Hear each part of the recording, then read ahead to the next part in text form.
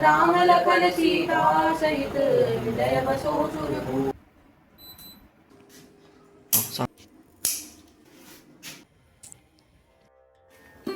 कुछ समय से मेरी भागदौड़ कुछ ज़्यादा ही चल रही है और मेरी बॉडी मुझे कुछ संकेत दे भी रही थी, लेकिन काम बहुत ज़्यादा होने की वजह से मैं इग्नोर कर रही थी। बेटे की स्कूल की वजह से मुझे रोज सुबह 5 बजे उठना ही होता है। आज सुबह भी मैं उठी तो सही, लेकिन बहुत मुश्किल से। आज का ये व्लॉग दोपहर से स्टार्ट हो रहा है। तो नमस्ते friends, Goyal family food and vlog में आपका एक बार फिर से तहे दिल से स्वागत है। आज सुबह 5 बजे उठी, रोज की तरह बेटे को टिफिन दिया, सब काम किया, नहाए धोए, मतलब सभी जो मॉर्निंग के काम होते हैं। हाँ, बस मैंने आज पोछे नहीं लगाए क्योंकि मेरी बॉडी अलाउ ही नहीं कर रही थी, मुझे चक्कर आ रहे थे और भी मतलब बहुत सी समस्याएं। मैंने हस्बैंड से डिस्कस किया तो हस्बैंड ने तुरंत बोल दिया कि आपका मतलब बीपी की प्रॉब्लम है, एक बार बीपी चेक कर लेते हैं। जब चेक किया तो बहुत लो आया, इसकी वजह से मुझे सारी समस्याएं हो रही थी। समस्या ज़्यादा थी तो मैंने मेडिसिन भी ली थी और हस्बैंड ने कहा कि एक स्ट्रॉन्ग सी कॉफ़ी बनाकर पियो, आपको काफ़ी आराम मिलेगा। तो मैंने अपने लिए कॉफ़ी भी बना ली है। गाइज, मैं अपनी समस्या को लेकर दिन भर बैठी तो नहीं रह सकती थी और कॉफ़ी पी के वाकई में मुझे बहुत आराम आया। अभी फिलहाल मुझे खाना बनाना है दोपहर का। मैंने भिंडी रात को ही धोकर काट कर डब्बे में भरकर रख ली थी। कॉफ़ी पीने के तुरंत बाद मैंने प्याज भी काट लिए थे भिंडी के लिए। मेरी किचन काफ़ी छोटी है जिसकी वजह से मुझे काफ़ी सारे बर्तन जो है स्लैब के ऊपर रखने पड़ते हैं, मतलब जो सबसे ऊंची स्लैब है। और यहाँ पर मैं वो बर्तन रखती हूँ जो हर रोज इस्तेमाल में नहीं आते। मैंने ना पिछले कल इडली स्टैंड उतारा था इडली बनाने के लिए, अब वो नीचे मेरे पैरों में अड़ रहा था तो मैंने कहा पहले मैं इसी को ऊपर रखूँ। शुक्र है अभी मैंने भिंडी छौंकी नहीं थी। हस्बैंड और बेटे ने बोला भिंडी नहीं खाएंगे हम इस वक्त, कुछ और बना लो। तो मैंने सोचा पुलाव बना लेते हैं, लेकिन किचन में चावल का ड्रम खत्म था तो फिर मुझे पीछे स्टोर से लेकर आना पड़ा। घर में जो भी सब्जियां अवेलेबल थी बस मैंने वो पुलाव के लिए काट ली हैं। उतनी देर मैंने पुलाव की तैयारी की, उतनी देर चावल भीग गए थे। आज मैं पुलाव सरसों के तेल में बना रही हूँ। पुलाव मैंने छौंक दिया है।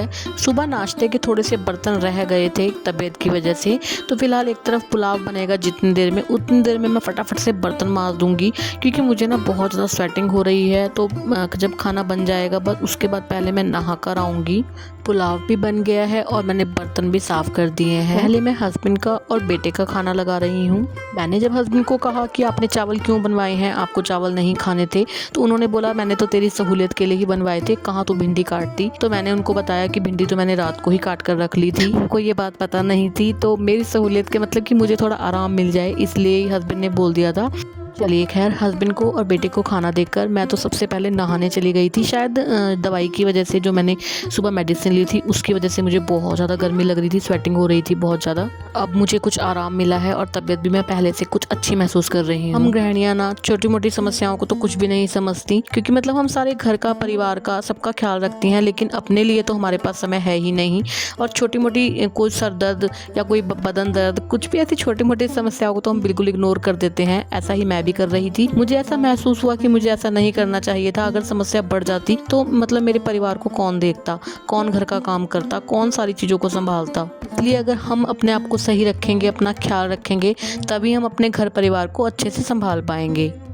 खाना पीना तो सब हो गया है। खाने के जो बर्तन थे वो भी मैंने साथ साथ मांज दिए थे। काफ़ी दिनों पहले मैंने एक व्लॉग शेयर किया था जिसमें मैं अपने घर के अंदर रखे हुए पानी के प्लांट्स की केयर करती हुई दिख रही थी, और मैंने यह भी बताया था कि हफ्ते में 2 से 3 बार मैं अपने पानी वाले प्लांट्स के पानी को चेंज करती हूँ। मेरे ख्याल से 12 से 15 दिन उस व्लॉग को शेयर किए हो गए हैं, क्योंकि जिस दिन मैंने वो व्लॉग शेयर किया था उससे नेक्स्ट डे ही मेरे हस्बैंड को चोट लग गई थी, पैर में फ्रैक्चर हो गया था। और फ्रैक्चर होने की वजह से मैं बहुत ज़्यादा पजल हो गई थी, जिसकी वजह से मैं अपने किसी भी आउटडोर इंडोर प्लांट का ख्याल रख ही नहीं पा रही थी। आज फाइनली मैंने इस चीज के लिए समय निकाल लिया है। मैंने कांच की बोतल में सिंगोनियम और मनी प्लांट लगा रखा है, और बॉटल्स में मैंने ये स्टोन्स डाले हुए थे जो प्लेट में रखे दिख रहे हैं, क्योंकि अब मेरे प्लांट्स काफी अच्छे ग्रो हो रहे हैं, इनकी जड़ें भी काफी बन गई हैं। तो मैंने काफी स्टोन्स अब बॉटल में से निकाल लिए हैं ताकि इन पौधों को और इनकी जड़ों को फैलने के लिए पर्याप्त जगह मिल सके। काफी दिनों से इस बॉटल में से पानी चेंज नहीं किया गया था, तो इन बॉटल्स में पानी के निशान पड़ गए थे। तो मैंने बॉटल्स भी अंदर से रगड़ दी और पौधों की जड़ों को भी अच्छे से धोकर दोबारा बॉटल में डाल दिया। जब मैंने ये सिंगोनियम इस बॉटल में लगाया था तो सिर्फ 2 पत्ते थे, 2 में से भी एक मतलब गल गया था, तो एक ही पत्ता रह गया था। लेकिन मैंने हार नहीं मानी थी, मैंने इसको लगा रहने दिया था, और देखिए आज काफी सारे पत्ते इसमें निकल आए हैं। इवन मतलब अभी ना जैसे 10-12 दिन पानी नहीं चेंज किया था तो उसके 1-2 पत्ते जो अभी रिसेंटली ग्रो हो रहे थे तो वो खराब हो गए थे। अगर 1-2 दिन और मैं लापरवाही कर जाती तो शायद ये खराब हो जाते। मैंने एक ही मनी प्लांट इनो की बॉटल में लगाया था, सोचा था कि चलो देखते हैं होगा कि नहीं। और आज तकरीबन 10 से 12 दिन बाद मैं इसे देख रही हूँ और देखिए इसमें भी जड़ें बनने लग गई हैं। एक मैंने ये स्नेक प्लांट लगाया था, अब इसके 2 और बेबी प्लांट्स निकल आए हैं। अब वो बल्कि बेबी नहीं रहे, अब तो वो और बड़े हो गए हैं। अब मैं सोच रही हूँ कि इसको दोबारा रिपोर्टिंग इसकी करी जाए, कि पोट बहुत छोटा है और प्लांट्स अच्छे ग्रो हो रहे हैं। जब भी मैं अपने पानी वाले प्लांट्स का पानी चेंज करती हूँ तो मिट्टी में लगे इंडोर प्लांट्स को मैं शावर जरूर देती हूँ। ये एक और स्नेक प्लांट है, एक और तो क्यों 2 प्लांट्स हैं मेरे पास जो मैंने सेम टाइम पे लगाए थे। ये एक ही प्लांट था, इसमें से एक बेबी प्लांट निकल रहा था, लेकिन साइज दोनों के सेम से ही थे, तो मैंने 2 पोट में इनको लगा दिया था। अभी मैं दिखाती हूँ आपको दूसरा, देखिए ये वाला सेम टाइम पे लगाए हुए सेम साइज के प्लांट्स थे ये, लेकिन पता नहीं क्यों ये बिल्कुल भी ग्रो नहीं हुआ। इस वाले प्लांट को ना लेके चलनी चाहिए, उसमें से मनी प्लांट में से प्लांट निकाल के ना इसमें लगा देंगे। ये तो ग्रो तो हो नहीं रहा है ना, उसको भी उठा के लेके आ साथ साथ, चलो आओ।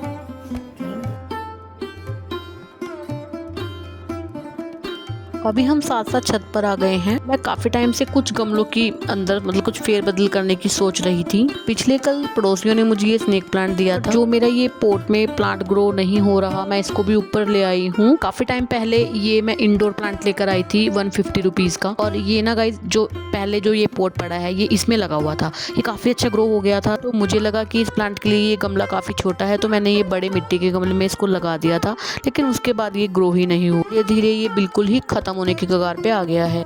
मैंने स्टेयर्स पे भी कुछ प्लांट्स रखे हुए हैं, उनमें से एक ये है मनी प्लांट। इसकी कुछ कटिंग्स मैं लेने वाली हूँ।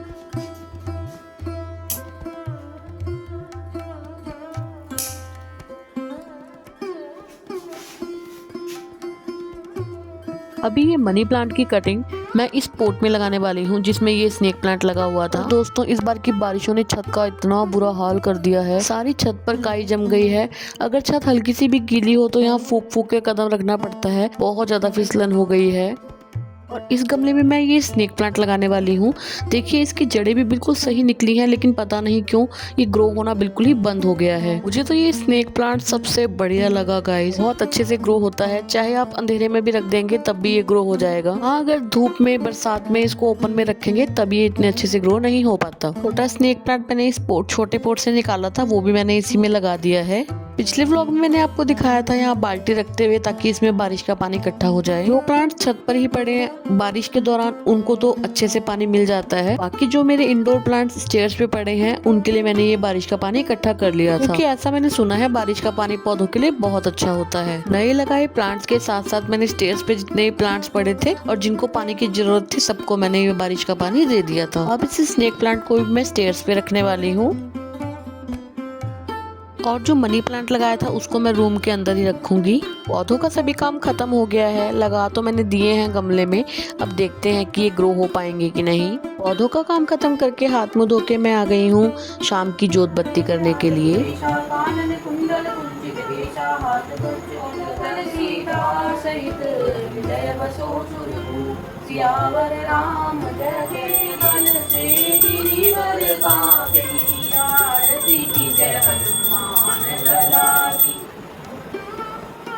पूजा पाठ करने के बाद अब मैं आ गई हूँ किचन में। अब मुझे लगाने हैं बर्तन जो मैंने धोए थे। बर्तन तो मैंने सारे लगा दिए हैं, अब साथ साथ ही मैं इन दोनों सिंक्स को भी अच्छे से रगड़ के साफ कर दूंगी। अभी शाम की चाय का वक्त है, हस्बैंड को चाय नहीं देनी तो उनके लिए हल्दी वाला दूध तैयार किया है। अपने और बेटे के लिए बनाऊंगी मैं चाय। हम तीनों की इच्छा के अनुसार चाय के साथ बना रही हूँ मैं 2-3 तरह के पापड़।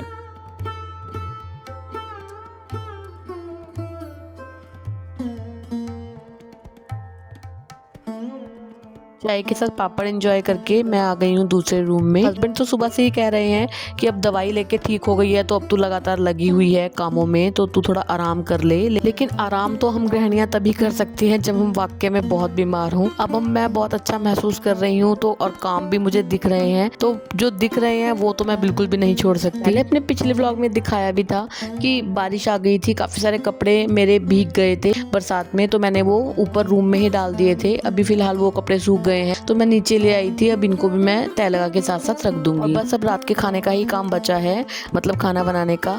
तो हस्बैंड कह रहे हैं कि अभी तक तो भूख है नहीं किसी को, क्योंकि सबने पापड़ खाए थे, और अगर भूख लगेगी तो मैं थोड़े से ओट्स बना लूँगी। फिलहाल मैं अपने व्लॉग का यहाँ पर एंड करती हूँ। आपको मेरा ये व्लॉग कैसा लगा मुझे कमेंट करके ज़रूर बताइएगा। अगर थोड़ा भी अच्छा लगता है तो प्लीज़ वीडियो को लाइक किया कीजिए। का एक लाइक मुझे बहुत मोटिवेट करता है। मैं मिलती हूँ ऐसे ही एक और इंटरेस्टिंग व्लॉग के साथ। तब तक के लिए goodbye and take care.